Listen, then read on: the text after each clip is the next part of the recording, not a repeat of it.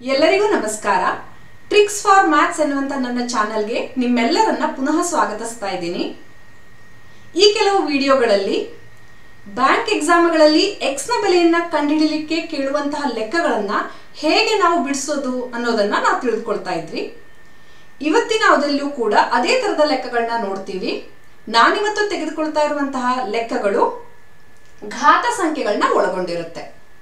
ಅವುಗಳನ್ನ ಹೇಗೆ ಸುಲಭವಾಗಿ ಬಿಡಿಸೋದು ಅನ್ನೋದನ್ನ ತಿಳಿದುಕೊಳ್ತಾ ಹೋಗೋಣ. ಮೊದಲನೇದಾಗಿ ನಾನು ತೆಗೆದುಕೊಳ್ತಾ ಇರುವಂತಹ ಲೆಕ್ಕ 5 ರ ಘಾತ x - 2 ಈಕ್ವಲ್ಸ್ ಟು 5 ರ ಘಾತ 5 ಡಿವೈಡೆಡ್ ಬೈ 25 ರ ಘಾತ 3 ಹಾಗೇನೆ ಗುಣಿಸು 125 ರ ಘಾತ 2 ಭಾಗಿಸು 625. ಇಲ್ಲಿ ಘಾತ 3 ಇದೆ, ಘಾತ 5 ಇದೆ, x - 2 ಇದೆ, ಮತ್ತೆ 625 125 ಎನ್ನುವಂತಹ ದೊಡ್ಡ ಸಂಖ್ಯೆಗಳಿವೆ ಅಲ್ವಾ. ಹೇಗೆ ಕಂಡುಹಿಡಿಯೋದು ಇದನ್ನ? ಇಲ್ಲಿ ನೋಡಿ, x - 2 ಇರೋದ್ರಿಂದ ಈ x ನ ಬೆಲೆಯನ್ನ ಕಂಡುಹಿಡಿಬೇಕಾಗಿದೆ. ಇಲ್ಲಿ ಘಾತ x - 2 ಆಧಾರ ಸಂಖ್ಯೆ 5 ಇದೆ. ಈ ಸಮಚಿಹ್ನೆಯ ಬಲಗಡೆ ಕೂಡ ನಾವು ಕಾಣ್ತಾ ಇರುವಂತಹ ಸಂಖ್ಯೆ ಹೇಗಿದೆ? 5 25 125 625. ನಾವು ಇದನ್ನ ಏನ್ ಮಾಡಬೇಕು? 5 ರ ಘಾತ ಸಂಖ್ಯೆಗಳನ್ನಾಗಿ ಪರಿವರ್ತಿಸ್ಕೊಳ್ಬೇಕು. ಆಗ ಈ ಲೆಕ್ಕ ತುಂಬಾ ಸುಲಭ ಆಗತ್ತೆ. ಈ ರೀತಿಯಾಗಿ ಯೋಚನೆ ಮಾಡಬೇಕು. ಘಾತ ಸಂಖ್ಯೆಗಳು ಯಾವ್ಯಾವ್ದಿದೆ, ಹಾಗೇನೆ ಆಧಾರ ಸಂಖ್ಯೆಗಳು ಯಾವ್ದಿದೆ ಅನ್ನೋದನ್ನ ತಿಳಿದುಕೊಳ್ಬೇಕು. ಈಗ ನಾನು ಇದನ್ನ ಬರೆದುಕೊಳ್ತಾ ಇದ್ದೀನಿ ಮತ್ತೊಮ್ಮೆ. 5 ರ ಘಾತ x - 2 ಈ ಸಮಚಿಹ್ನೆ ಎಡಗಡೆ ಇರೋದನ್ನ ಹಾಗೆ ಬರೆದುಕೊಂಡೆ, ಹಾಗೇನೆ 5 ರ ಘಾತ 5 ಹಾಗೆ ಬರೆದುಕೊಂಡೆ, ಭಾಗಿಸು ಹೀಗೆ ಬರೆದುಕೊಳ್ತಾ ಇದ್ದೀನಿ. 25 ರ ಘಾತ 3 ಇದೆ ಅಲ್ವಾ. ಈ 25 5 ರ ಘಾತದ ರೂಪದಲ್ಲಿ ಬರೀಬಹುದಾ? ಹೌದು, 5 ರ ವರ್ಗ ಅಲ್ವಾ. 5 ಘಾತ 2 ಅಂದ್ರೆ 25. ಹಾಗೇನೆ ಮತ್ತೆ ಘಾತ ಸಂಖ್ಯೆ ಇನ್ನೊಂದು ಯಾವ್ದಿದೆ? 3 ಅಲ್ವಾ. ನಾನು ಈ ರೀತಿಯಾಗಿ ಬರೆದುಕೊಂಡೆ. ಬೆಲೆಯಲ್ಲಿ ಏನು ವ್ಯತ್ಯಾಸವಾಗಿಲ್ಲ ಅಲ್ವಾ. ಗುಣಿಸು 125 ಹೇಗೆ ಬರಿಬಹುದು? 5 ರ ಘಾತ 25, 5 ರ ಘನ, ಹೌದು ಅಂದ್ರೆ 125 ಅಲ್ವಾ. ಹೇಗೆ ಬರಿತಾ ಇದ್ದೀರಿ? 5 ರ ಘನ, 5 ಘಾತ 3, ಮತ್ತೊಂದು ಘಾತ ಇದೆ 2. ಈಗ ಭಾಗಿಸು ಚಿಹ್ನೆ, ಯಾವ ಸಂಖ್ಯೆ ಇದೆ? 625. ಹೇಗೆ ಬರಿಬಹುದು? 5 ರ ಘನ ಅಂದ್ರೆ 125, 5 ರ ಘಾತ 4 ಅಂದ್ರೆ 4 ಬಾರಿ 5 ತೆಗೆದುಕೊಂಡು ಗುಣಿಸಿದಾಗ ನಮ್ಗೆ 625 ಬರುತ್ತೆ. ಆದ್ರಿಂದ ನಾನು ಏನ್ ಮಾಡ್ತಾ ಇದ್ದೀನಿ? 5 ರ ಘಾತ 4, ಈ 625 5 ರ ಘಾತ 4 ಅಂತ ಬರಿತಾ ಇದ್ದೀನಿ. ಬೆಲೆಯಲ್ಲಿ ಏನೂ ವ್ಯತ್ಯಾಸವಾಗಿಲ್ಲ. ನಾವು ಎಲ್ಲವನ್ನ ಹೇಗೆ ಬರೆದುಕೊಂಡ್ವಿ? 5 ರ ಘಾತ ರೂಪದಲ್ಲಿ ಬರೆದುಕೊಂಡ್ವಿ. ಈಗ ಏನ್ ಮಾಡೋಣ? 5 ರ ಘಾತ x - 2 ಹಾಗೆ ಇಡ್ತೀನಿ, ಸಮಚಿಹ್ನೆಯ ಎಡಗಡೆ ಇರುವಂತದ್ದು. ಬಲಗಡೆ ಏನಾಯ್ತು? 5 ರ ಘಾತ 5, 5 ರ ಘಾತ 2 ಘಾತ 3 ಅಂದ್ರೆ ನಮ್ಗೆ ಸೂತ್ರ ಗೊತ್ತು ಅಲ್ವಾ. ಹೇಗಾಗುತ್ತೆ? ಇಲ್ಲಿ 2 + 3 ಆಗುತ್ತೆ ಅಲ್ವಾ. ಅಂದ್ರೆ 5 ರ ಘಾತ 5 ಅಂತ ಆಯ್ತು. ಮೇಲ್ಗಡೆ 5 ರ ಘಾತ 5 ಇದೆ, ಕೆಳಗಡೆ ಏನಿದೆ? 5 ರ ಘಾತ 5 ಇದೆ. 2 ಕ್ಯಾನ್ಸಲ್ ಆಗುತ್ತಾ? ಎಸ್, 1 ಅಲ್ವಾ. ಆದ್ರಿಂದ ಇಲ್ಲೇನ್ ಬಂತು? 1 ಅಲ್ವಾ. ಗುಣಿಸು, ಈಗ ಇಲ್ಲೇನಾಗಿದೆ? 5 ರ ಘಾತ 3 ಘಾತ 2 ಅಂದ್ರೆ ಈ 3 + 2 ಅಂತ ಆಗುತ್ತೆ ಅಲ್ವಾ. 5 ಆಧಾರ ಸಂಖ್ಯೆ, ಘಾತ ಸಂಖ್ಯೆ ಯಾವ್ದಾಗುತ್ತೆ? 5. 5 ರ ಘಾತ 5 ಇದೆ ಮೇಲ್ಗಡೆ, ಕೆಳಗಡೆ ಏನಿದೆ? 5 ರ ಘಾತ 4 ಇದೆ. ಈ ಭಾಗಿಸುವನ್ನ ಹೋಗಿಸ್ಲಿಕ್ಕೆ ನಾನು ಈ 5 ರ ಘಾತ ಮೇಲೆ ತೆಗೆದುಕೊಳ್ಬಹುದು ಅಲ್ವಾ. a⁻b ಭಾಗಿಸು a⁻c ಇದ್ರೆ ಏನಾಗುತ್ತೆ? a⁻b - c ಅಲ್ವಾ. ಗುಣಿಸು ಇದ್ದಾಗ ಪ್ಲಸ್ ಆಗುತ್ತೆ, ಭಾಗಕಾರ ಇದ್ದಾಗ ಮೈನಸ್ ಆಗುತ್ತೆ. ಇದು ನಮ್ಗೆ ಗೊತ್ತು ಅಲ್ವಾ. ಆದ್ರಿಂದ ನಾನು ಏನ್ ಮಾಡ್ತಾ ಇದ್ದೀನಿ? ಇದನ್ನ 5 ರ ಘಾತ 5 - 4, ಈ 5 ಘಾತ 4 ಮೇಲ್ಗಡೆ ತೆಗೆದುಕೊಂಡು ಹೋದೆ. ಆದ್ರಿಂದ ಏನಾಯ್ತು? 1 ಗುಣಿಸು 5 ರ ಘಾತ 5 - 4 ಅಂದ್ರೆ 1, 5 ರ ಘಾತ 1. 5 ರ ಘಾತ 1 ಬೆಲೆ ಎಷ್ಟು? 5. ಯಾವುದಕ್ಕೆ ಸಮ ಇದು? 5 ಘಾತ x - 2 ಇದು 5 ಘಾತ 1ಕ್ಕೆ ಸಮ. ಅಂದರೆ ಆಧಾರ ಸಂಖ್ಯೆ ಸಮನಾಗಿದೆ, x - 2 ಅನ್ನೋದು 1ಕ್ಕೆ ಸಮನಾಗಿರುತ್ತೆ ಅಲ್ವಾ. x - 2 = 1. ಆದ್ದರಿಂದ x = -2 ಇದು ಈ ಕಡೆ ಹೋದ್ರೆ +2 ಆಯ್ತು. 1 + 2 ಅಂದ್ರೆ 3 ಅಲ್ವಾ? 3. x ನ ಬೆಲೆ ಎಷ್ಟಾಯ್ತು? 3 ಅಂತ ಆಯ್ತು. ಆದ್ರಿಂದ ನೋಡಿ ಇಲ್ಲಿ x ನ ಬೆಲೆಯನ್ನ ಕಂಡುಹಿಡಿದ್ವಿ. 3ಕ್ಕೆ ಸಮ. ಘಾತ ಯಾವುದೇ ಇರಲಿ, ಹಾಗೆ ಆಧಾರ ಸಂಖ್ಯೆ ಕೂಡ ದೊಡ್ಡದಿದ್ರೂ ಕೂಡ ನಾವು x ನ ಬೆಲೆಯನ್ನ ಸುಲಭವಾಗಿ ಕಂಡುಹಿಡಿಬಹುದು. ಹೇಗೆ? ಆಧಾರ ಸಂಖ್ಯೆಯನ್ನ ಒಂದೇ ಒಂದು ಸಂಖ್ಯೆಯನ್ನಾಗಿ ಪರಿವರ್ತಿಸಿಕೊಳ್ಬೇಕು ಅಥವಾ ಸುಲಭೀಕರಿಸಿಕೊಳ್ಬೇಕು. ಇನ್ನೊಂದು ಸಮಸ್ಯೆಯನ್ನ ನೋಡೋಣ. ಈ ಲೆಕ್ಕದಲ್ಲಿ ತೆಗೆದುಕೊಂಡಿರುವಂತಹ ಸಂಖ್ಯೆಗಳನ್ನ ನೋಡಿ. ವರ್ಗಮೂಲ 256 ಗುಣಿಸು 1728ರ ಘಾತ ಎಷ್ಟಿದೆ? 1/3. ಹಾಗೇನೆ ಇದು ಯಾವುದಕ್ಕೆ ಸಮ?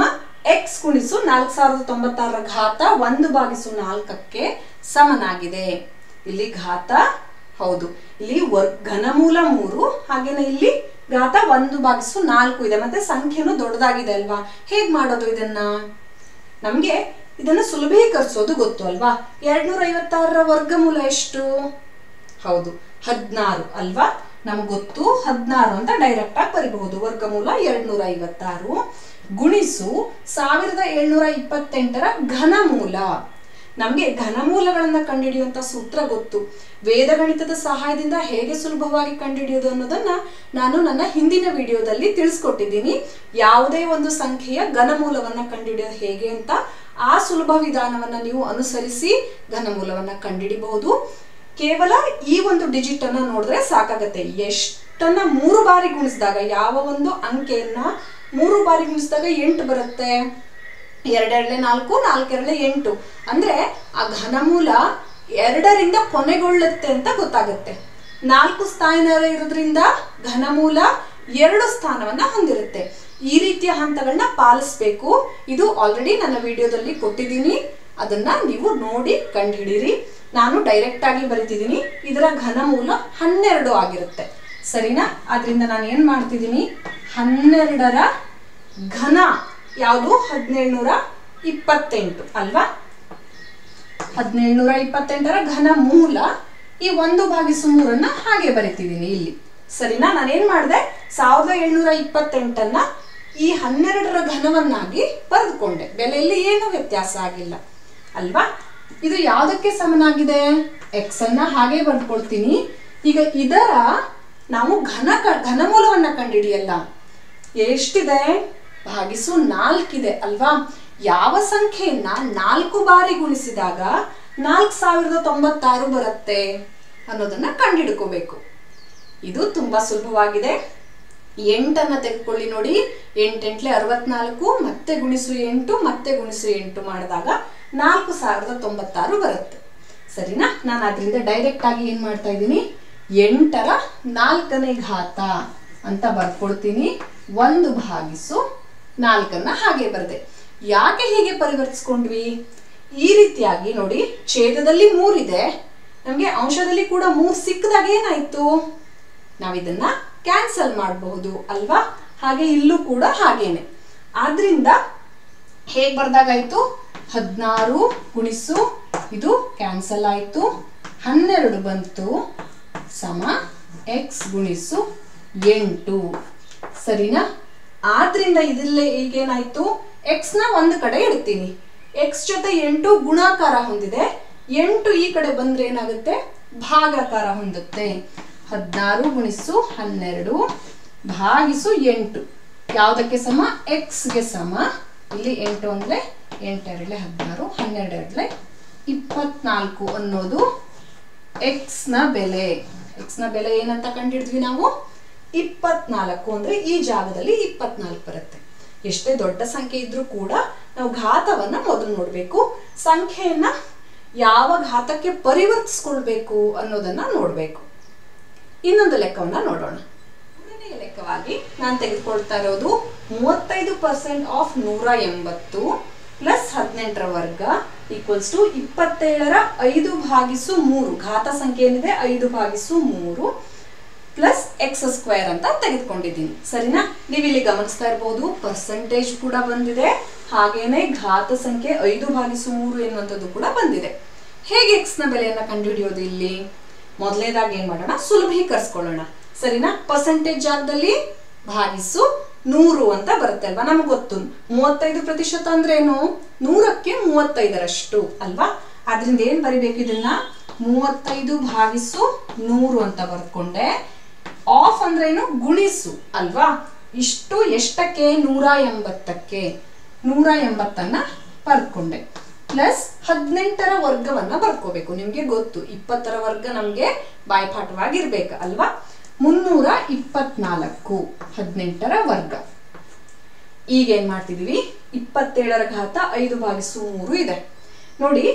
1/3 ಅಂತಿದೆ ಅಲ್ವಾ, ಇಲ್ಲಿ ಛೇದದಲ್ಲಿ 3 ಇದೆ. ಈ 27ಅನ್ನ ನಾವು ಯಾವ್ದಾದ್ರೂ ಸಂಖ್ಯೆಯ ಘನವನ್ನಾಗಿ ಬರಿಬಹುದಾ, ನಮಗ್ ಗೊತ್ತು. ಏನ್ ಹೇಳಿ, 3 3 9 9 3 27. ಅಂದ್ರೆ 27ಅನ್ನ ನಾನು ಏನ್ ಮಾಡ್ತಾ ಇದ್ದೀನಿ, 3ರ ಘನವನ್ನಾಗಿ ಬರೆದು ಈ 5/3 ಹಾಗೆ ಬರಿತಾ ಇದ್ದೀನಿ. ಪ್ಲಸ್ x² ಅನ್ನೋದು ಕೂಡ ಹಾಗೆ ಇರುತ್ತೆ, ಯಾಕಂದ್ರೆ x ನ ಬೆಲೆಯನ್ನ ಕಂಡುಹಿಡಿಬೇಕಿದೆ. ಈಗ ನೋಡಿ, ನಾನಿಲ್ಲಿ ಅಂಶ ಮತ್ತು ಛೇದವನ್ನ ಹೀಗೆ ಮಾಡ್ತಾ ಇದ್ದೀನಿ. 5 2 10 5 7 35 ಅಲ್ವಾ. 2 1 2 9 9 ಗುಣಿಸು 7 9 7 63 ಸರಿನಾ. 63 ಪ್ಲಸ್ 324 ಯಾವುದಕ್ಕೆ ಸಮ ನೋಡಿ, 3ರ ಘನ ಇಲ್ಲಿ ಘಾತದಲ್ಲಿ 5/3 ಇದೆ. ಹಾಗಾಗಿ ಇದೇನಾಯ್ತು, ಕ್ಯಾನ್ಸಲ್ ಆಯ್ತು. 3 1 3 1 ಅಲ್ವಾ. 3ರ 5ನೇ ಘಾತ ಅಂತ ಆಯ್ತು. 3ರ 5ನೇ ಘಾತದ ಬೆಲೆ 243. ನೀವು ಗುಣಿಸಬೇಕಾದ್ರೂ ನೋಡ್ಬೋದು. 3 3 9 9 3 27 ಈ ರೀತಿಯಾಗಿ ನೋಡ್ತಾ ಹೋಗ್ಬೋದು. ಎಷ್ಟು ಬರುತ್ತೆ, 243 ಅಂತ ಬಂತು. ಪ್ಲಸ್ x² ಅನ್ನ ಹಾಗೆ ಬರ್ಕೊಂಡೆ.